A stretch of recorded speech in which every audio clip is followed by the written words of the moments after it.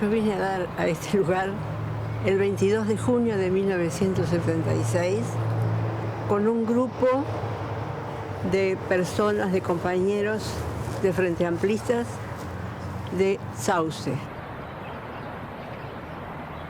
Y ahí fue encontrarme con una organización para torturar. Ahí encontrarme con hombres que estaban preparados para convencer. Ellos estaban convencidos y necesitaban convencerte de que no eras nada, de que no valías nada y de que eras un elemento sumamente peligroso. Después de esa noche que nos tiran ahí, a mí me llevan a una pieza que debe haber sido esta, ¿no? Tenía paredes de madera. Y entre 8 o 10 empiezan a tirarme de uno al otro como si fuera una pelota. Uno me pateaba, el otro me levantaba, el otro me tiraba, el otro me levantaba. Ese fue el recibimiento en la mañana, después de haber salido la noche de mi casa. Y bueno, digo, fue un ensañamiento muy grande. Ahora, lo que se recomendaba era que la gente gritara, que la gente demostrara que... A mí me nació una cosa distinta. Digo, me nació la dignidad. Digo, yo soy una persona digna, yo he tenido una vida digna, y yo no voy a demostrar delante de esta jauría que los que se bestializan son ellos y los que pierden la condición humana son ellos. No les voy a permitir que a mí, que yo me queje o que yo llore o que... Entonces eso fue creo que lo que más le llevó. Digo, yo oía cuando Roberto hablaba de que le colgaban. A mí me colgaban no tocando el suelo, a mí me colgaban de arriba, me tenían suspendida en el aire. Y después que uno recibe eso, queda con todas las articulaciones que no las puede dominar. Me ponían un colchón en el suelo y yo pensaba que eso era picana eléctrica, porque a todo esto yo estaba encapuchada. Entonces no sabía qué era lo que pasaba, lo que me hacían. Y además me decían que yo era dirigente. Esta mujer que no habla, esta es dirigente, esta sabe mucho. ¿De dónde sacaban? Ahora, sacaban la conclusión que saco ahora con el paso de los años y hablando con otros compañeros. Claro, que yo tendría que haber puesto mi condición de mujer, haber llorado, haber gritado, haber suplicado, haber dicho, por favor, no me hagan esto, no sé, una cosa así. Yo estuve sin comer una semana entera y sin dormir, porque luego estaban los plantones. Las piernas se me habían hinchado, y cuando uno se caía de sueño, te pateaban y te levantaban. Y como si todo esto durante una semana entera yo tuve alucinaciones. Yo me daba cuenta de que eran alucinaciones y que tenía que luchar contra eso. Cuando todo esto no alcanzó, me hicieron dormir. Me llevaron el 22 de junio. A la semana más o menos, me hacen sacar casi toda la ropa y me hacen dormir afuera en un patio. Había un banco y me sentaron en el banco y me dijo, acá te vas a quedar. Yo siempre encapuchada. Nunca les vi la cara. Y viene una policía femenina y me dice, lo único que puedo hacer es darte una frazada de aquellas frazadas moras para que te tapes. No morí de frío porque era joven. Y me trajo una taza, y a las 6 de la mañana cuando ellos lleguen te la saco, y me trajo una taza de té.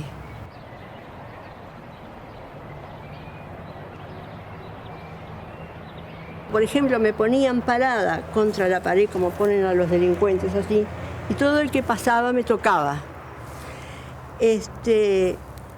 Lo mismo que yo había leído un cuaderno de marcha que contaba lo que hacían las mujeres lo que le hacían a las mujeres en Vietnam, exactamente lo mismo.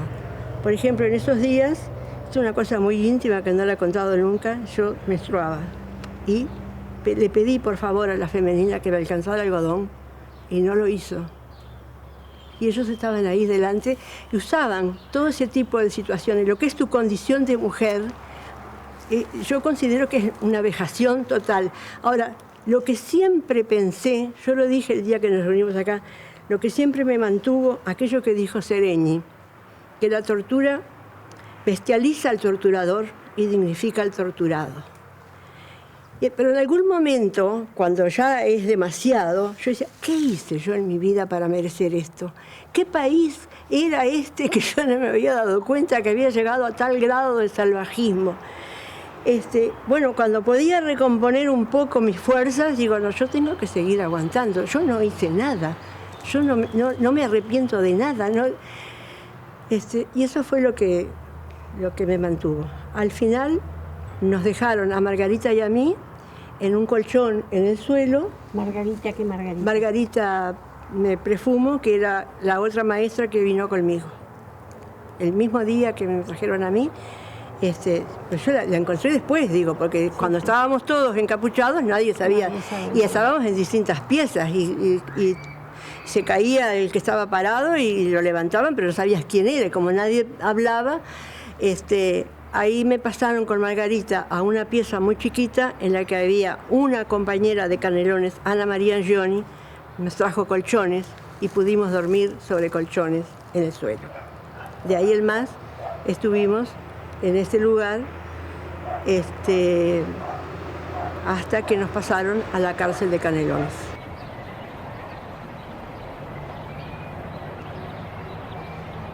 El trato en la cárcel de Canelones, puede hablar mejor Blanca Calero. A mí me costó mucho vivir con presas comunes. Me costó mucho darme cuenta que la imagen del país que yo tenía o la imagen, el concepto de ser humano, lo tuve que volver a revisar. Que una mujer llegara y dice, ¿por qué estás presa? Y la mujer decía, porque maté a mi marido. Y todo se le ponía alrededor para escuchar el relato de cómo mató al marido. Cuando llegamos nosotros, ¿por qué estábamos? Porque fuimos juntas. Ahí yo conocí a Blanca, a Hilda, fuimos con Margarita y ya estaba ya Beatriz Ventre. Y cuando nosotros dijimos, lo primero que te preguntan en la cárcel es ¿por qué estás presa? Entonces dijimos, bueno, porque hay una dictadura y somos presas políticas. ¿Qué dictadura? ¿De qué están hablando? Bueno, entonces ahí la labor pedagógica me parece que correspondió más a Blanca Calero, porque yo, gente que había matado, que eran rapiñeros, y lo decían con total orgullo hasta de lo que hicieron, ¿no? De la vida que yo tuve, a encontrarme que esa era la realidad y que el ser humano es esto que pasamos acá y esto que encontramos en la cárcel de Canelones, era como para rehacer un poco todo mi esquema de lo que es capaz el ser humano y hasta dónde se puede llegar, hasta dónde se puede resistir y hasta dónde se puede llegar. Y hasta dónde siguen los sueños. Y yo sigo soñando. Yo sigo soñando que el ser humano vale, que la vida vale, que vale la pena, que amo la vida y que no odio a nadie. Y a la gente esta simplemente les tengo lástima.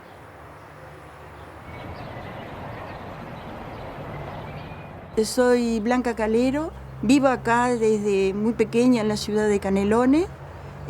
Somos esposos, es mi esposo, y quería contarles, por ejemplo, a ustedes, por qué motivo nosotros llegamos a este lugar, que ahora no dice nada, pero acá fue un momento duro de nuestra estadía.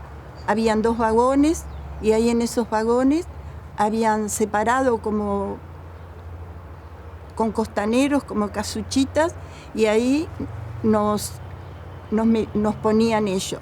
Yo quiero decirle cómo llegué a este lugar. Yo soy de familia muy humilde, éramos 8 hermanos, soy obrera, me siento obrera de la industria frigorífica, y Y yo pensaba, ¿por qué motivo me detuvieron a mí? ¿Por qué mi militancia me trajo a este lugar? Yo pienso que desde que empecé a trabajar en la industria frigorífica, ahí me di cuenta por qué era mi lucha. No era que apareció esa idea de revolucionaria en mí, sino que la llevaba dentro de mi cuerpo, porque viví mucha explotación y algo había que hacer sobre esa explotación. Nosotros nos afiliamos en el Partido Comunista. Yo tengo 76 años, me afilié al Partido Comunista cuando tenía 26 y hasta hoy sigo luchando por lo mismo, con las mismas ideas, en el mismo lugar, y pienso que, a veces lo digo, hasta que la muerte nos separe vamos a estar con esa militancia, porque pienso que a veces yo pienso, ¿por qué nos trajeron acá? ¿Por qué resistimos? Yo pienso que contra la injusticia, ahí sale la resistencia, porque no podés creer de que no hayas hecho nada y nos hayan traído a este lugar, no hayan encapuchado, nos hayan tirado al suelo, manoseado. ¿Por qué resistimos? Porque era una injusticia. Nosotros teníamos la verdad y teníamos que salir vivos de esa verdad para poderlo transmitir. Nosotros tuvimos 3 meses secuestrados en este lugar. Nos dimos cuenta hace poco que fueron 3 meses por los archivos de la policía, y mi familia, que vive a 4 cuadras de acá, no sabíamos dónde estábamos. Nos buscaban en la jefatura, nos buscaban en la policía y no sabíamos que estábamos. Y estamos a 4 pasos de este lugar. Acá enfrente había un rancho, vivían mis abuelos paternos. Ahora en la Casa Naranja vivía una tía que se murió la semana pasada con 99 años y los demás son primos. Ahí vivía y un tío mío. Yo sé los meses que estuve acá adentro, ¿sabes por qué? Porque era el 7 de septiembre y un día cuando nos dejaron entrar cosas, entraron una ensalada de fruta y un pan dulce. Por eso supe que nosotros tuvimos 3 meses acá y era mi tío. Ellos sufrían mucho porque cuando llegaba el momento de torturar, ellos sabían, porque ponían la música muy alta y tomaban mucho vino para poder hacer lo que hacían. Quería contártelo porque es parte de la historia. Esa esquina era mi abuelo paterno, mi tía que se murió la semana pasada con 99 años y mis primos. Era eso que te quería contar porque es parte de este sitio, ¿verdad?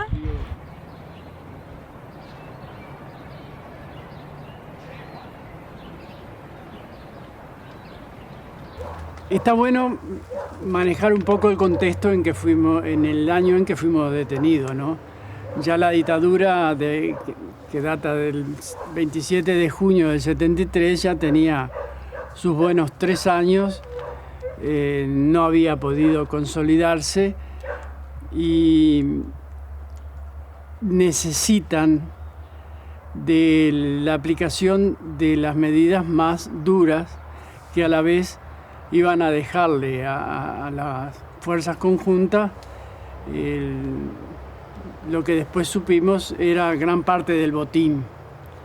¿En qué consistía? En la liquidación del sector más visible y combativo que había en aquel momento, en el año 76, y podría decirse que el más visible desde el punto de vista del manejo de la inteligencia de las Fuerzas Armadas y de las Fuerzas Conjuntas. Y en eso nos tocó a nosotros. En septiembre del 76 debe haber sido uno de los puntos más altos cuando ya empieza a caer una gran cantidad de militantes del Partido Comunista.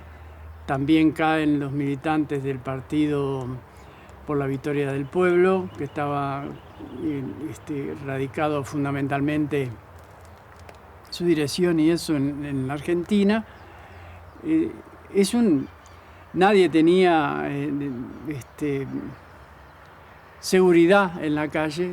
Uno salía y podía pasar cualquier cosa, como nos pasó a nosotros.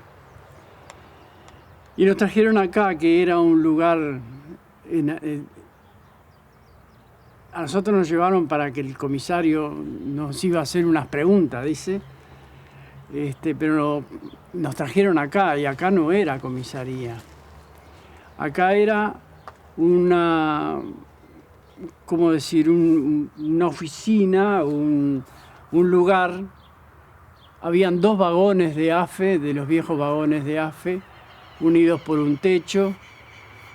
Llegamos allí a la punta de aquel muro y cayó una capucha y se terminó el mundo. Nunca más supimos, hasta que nos sacaron esa capucha, que no...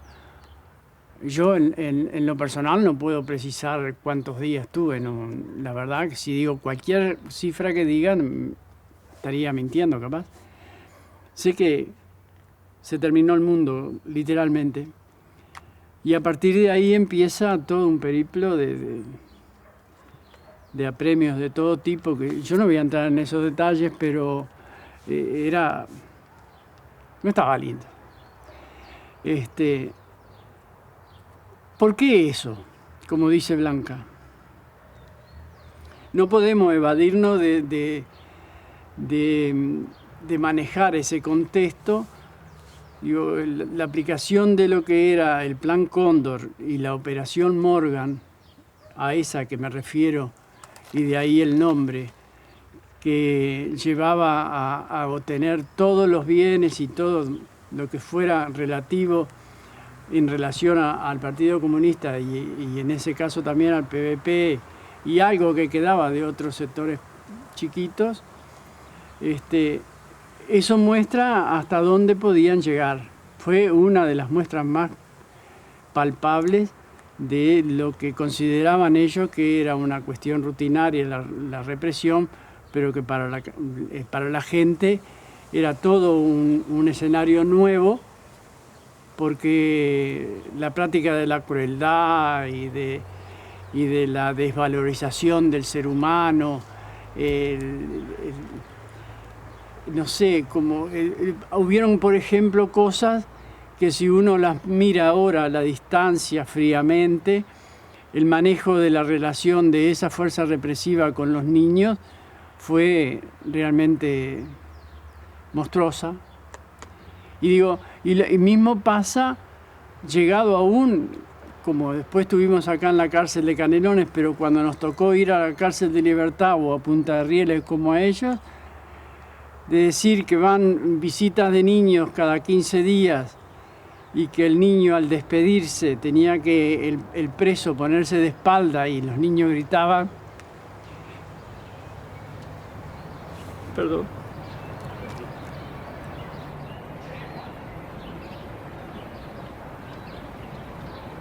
Y lo triste es que, dice él, sí es cierto, nos despedíamos, pero después nos daban vuelta de espalda y ellos eran chicos.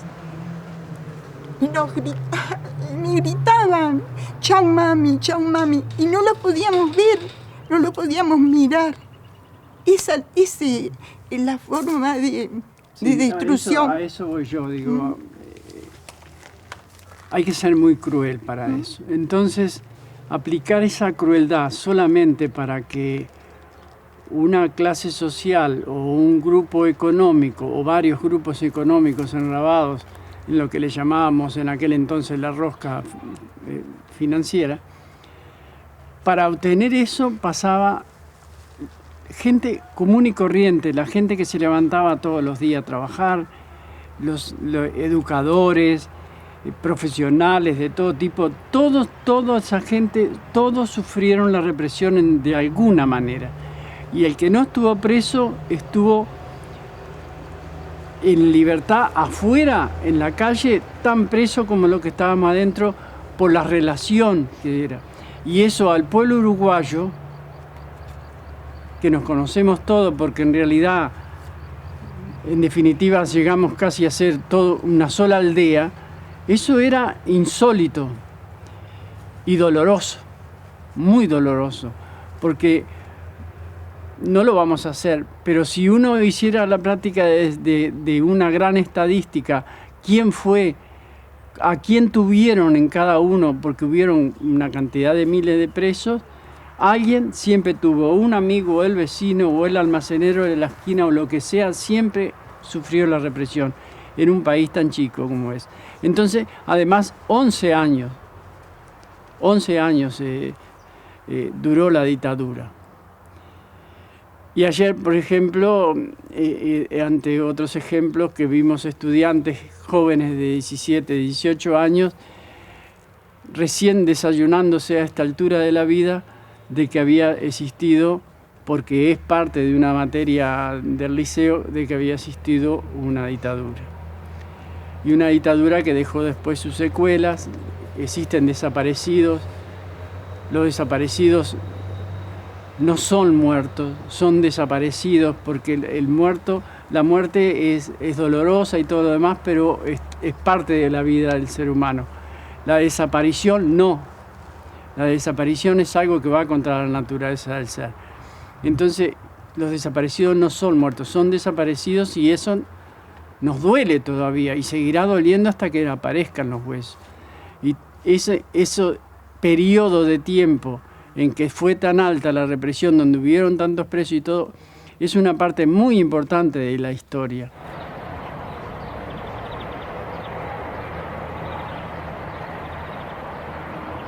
Nosotros fuimos víctimas del terrorismo de Estado, pero nuestros hijos fueron las verdaderas víctimas de esa situación, porque mi hija, que tenía 6 años, al otro día fue a la escuela. ¿Qué explicación le daba de por qué desapareció la madre y de qué hizo la madre? ¿Qué podía entender a esa edad? Yo siempre tuve un sentimiento de culpa muy grande por haber dejado a mis hijas, tanto que tuve que hacerme un tratamiento psicológico para llegar a admitir la situación, porque tener un hijo es tener un compromiso con la vida, que yo no lo pude cumplir. Bueno, estaba en Punta de Rieles en el año 80, cuando se hizo el plebiscito por el no y por el sí, y yo no sé cómo hacían las mujeres aquellas para enterarse. La cosa es que porque estaban los sectores totalmente incomunicados, pero en la mañana del lunes siguiente al plebiscito, que se vota el no a la dictadura, del sector más alto empiezan a cantar que no, Paloma, no. Y ahí nos enteramos de que había triunfado el no, lo cual a nosotros nos alegró muchísimo y a ellos les demostró que les quedaba poco tiempo. En Punta de Rieles, en ese momento, lo que era la enfermería lo hicieron calabozos, hicieron más calabozos porque vieron que cuál era la finalidad de Punta de Rieles, era destruirte. Ahora, la forma de destruirte más rápida que tenían era mandar a la gente un mes a los calabozos, pero como tenían 13 calabozos precisaban más, porque a las mujeres ellos dijeron que no las podían dominar.